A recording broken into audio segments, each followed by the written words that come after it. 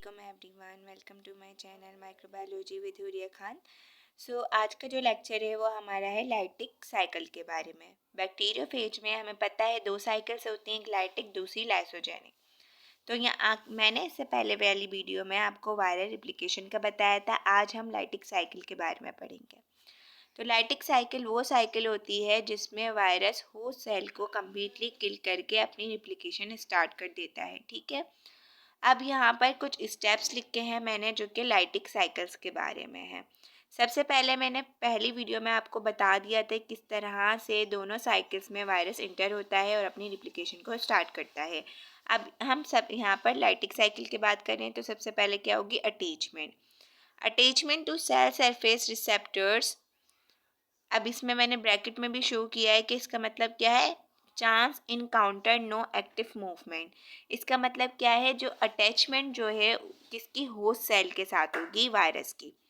Penetration only genome इंटर्स। Penetration में क्या होगा, सिर्फ और सिर्फ जो जीनोम होगा वायरस का वो बैक्टीरिया के अंदर जो है इंटर हो जाएगा। बायोसिंथेसिस मतलब production of phase, DNA and proteins.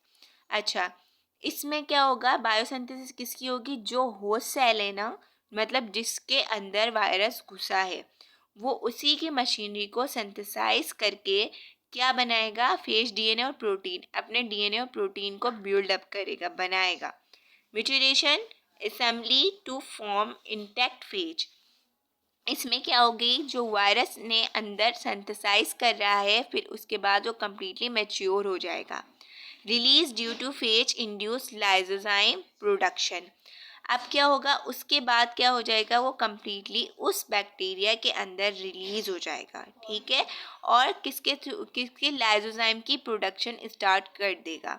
अब ये किस तरह से पेनिट्रेशन होती है, थोड़ा सा मैं पिक्टोरियल वे में बता रही हूँ। देखें यहाँ पर जो है, सबसे पहले नीचे देखें, यहाँ पर क्या है, ऑब्जर्वेशन हो रही है।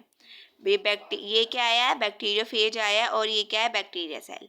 अब पेनिट्रेशन में आपको पता है सबसे पहले ऑब्जर्वेशन होगी, फिर पेनिट्रेशन होगी। पेनिट्रेशन में ये आया और यहाँ पर आके पेनिट्रेशन में इसके साथ सरफेस के साथ जो है इसने अपना जो जीनोम है उसको इसके अंदर, बैक्टीरियल सेल के अंदर क्या कर दिया है, एंटर कर दिया है।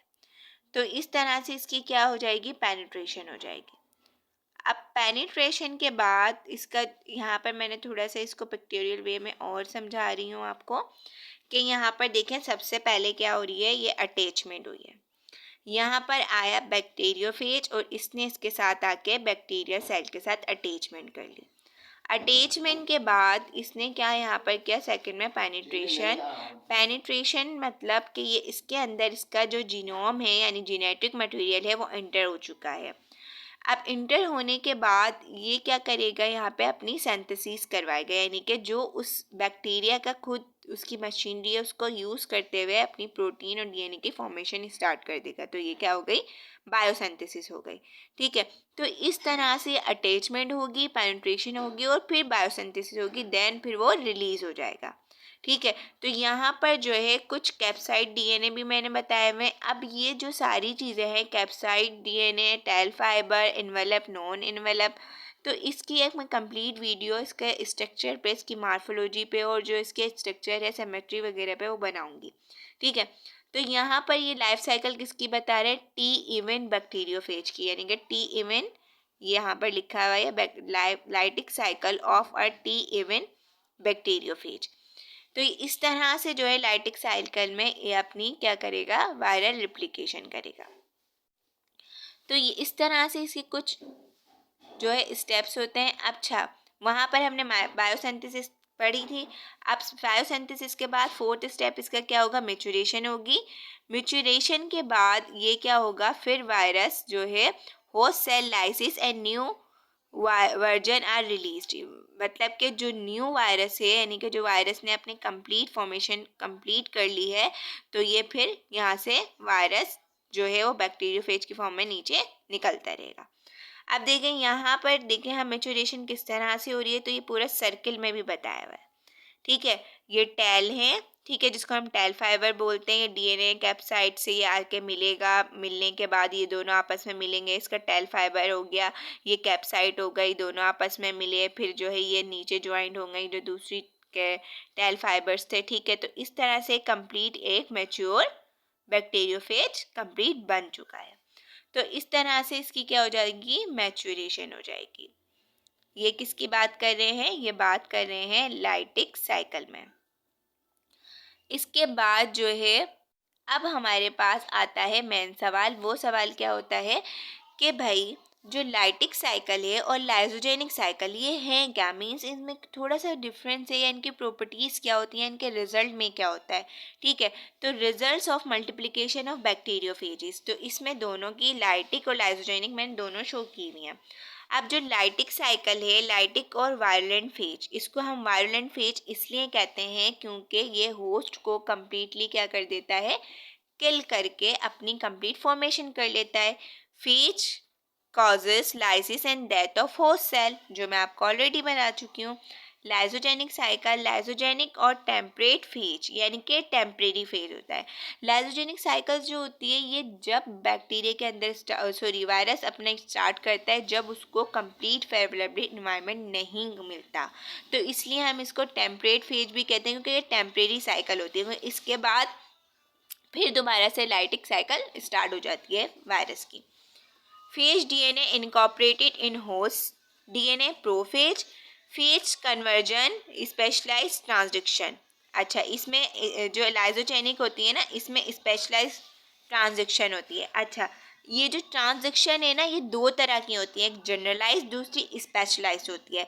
जनरलाइज मीन्स कि जो होती ही होती है, जिसमें जो ज़्यादातर लाइटिक साइकिल में होती है, क्योंकि हमें पता है वायरस का काम ही है कि वो कम्प्लीटली होस्ट सेल को किल कर रहा है।